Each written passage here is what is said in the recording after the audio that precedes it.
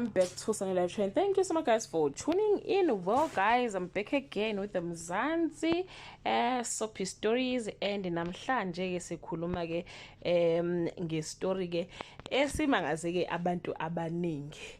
Bathi ke uWinnie Chaba is reportedly returning to Generations the Legacy to reprise her role as Ukhethiwe Buthelezi, according to the entertainment commentator uFumphila.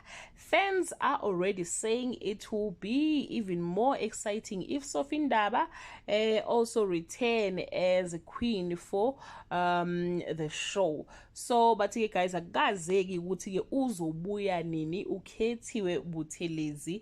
Ukhethiwe ke Buthelezi guys, simazi kanjalo ke abantu abaningi basambiza ngokhethiwe as much as esenamanye ke amagama ngenxa amanye ke ama roles. Winnie Chaba is coming back to Generation the Legacy, and ke guys, we don't know ukuthi ke uzongena ndlelani, asazi ukuthi uzongena as ubani labo, because simazi kudala esa face of la chocolate, nekubula chocolate guys, ekubula face of la chocolate.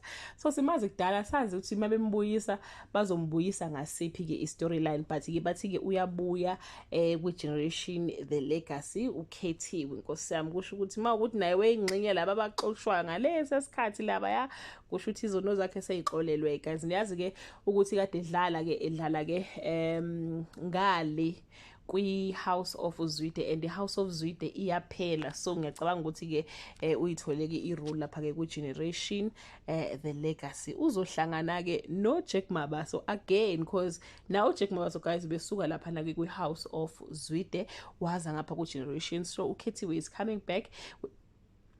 We don't know ukuthi ke uzoza kanjani. So yeah, that brings us to the end of this video. Do leave your comment below and share with us ukuthi ke ufisa ukuthi ke abuye nayiphi vibe. Yeah, bye.